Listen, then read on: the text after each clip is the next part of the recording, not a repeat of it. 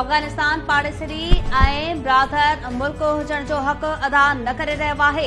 पाकिस्तान जो रत वहाईंदड़ दहशतगर्दनि खे अफगानिस्तान में पनाह मिलियल आहे। दिफ़ा वारे वज़ीर ख़्वाजा आसिफ चयो आहे त अफगानिस्तान दोहा मुआहिदे जी बि पासारी न करे रहियो आहे। 50 खां 60 लख अफ़गानी 40 खां 50 सालनि खां पाकिस्तान में तरसियल आहिनि। ही सूरतहाल वधीक जारी न थी रही सघे। पाकिस्तान पंहिंजी ज़मीन ऐं शहरनि जी हिफ़ाज़त लाइ सभु वसीला इस्तेमाल कंदो।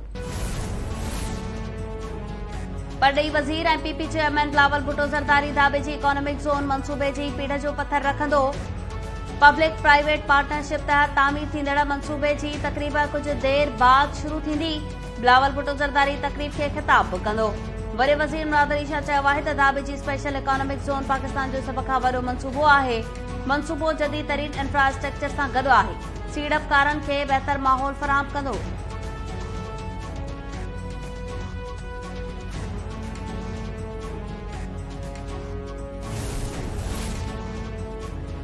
वॾे वज़ीर मुराद अली शाह मकानी खाते में जाली भर्तियुनि डबल नौकरी ऐं पेंशन वारनि मुलाज़िमनि खे नेकाली ॾियण जो हुकुम ॾेई छॾियो।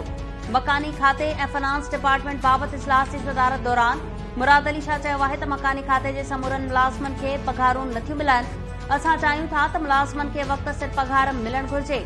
मकानी खाते वारे वज़ीर नासिर शाह वॾे वज़ीर खे आगाही ॾिनी त खाते में जाली भर्तियुनि पेंशन ऐं डबल नौकरियुनि जे ख़ात्मे लाइ कमु जारी आहे।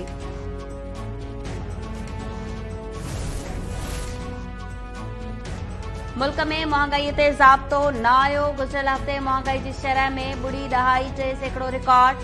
महांगाई जी सालियानी शरह 29% थी वई। शुमारियात खाते मूजिबि हफ़्ते दौरान 21 शयुनि जे अघनि में वाध ऐं 11 में घटाई थी।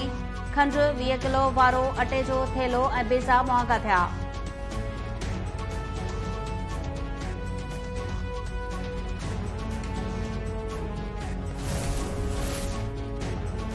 सूबाई वज़ीर शर्जील मेमन जी सदारत हेठि सिंध मास ट्रांसिट अथॉरिटी बोर्ड जो नओं इजलास। MTA बोर्ड जे 8हें इजलास में कयल फ़ैसिलनि जी मंज़ूरी ॾिनी वई। शर्जील मेमन चयो त अवाम जा ट्रांसपोर्ट ऐं सफ़र बाबति मसइला हल करण खे तरजीह ॾिनी वञे। चाहियूं था त महांगाईअ जे दौर में अवाम खे वधि खां वधि रिलीफ मिले।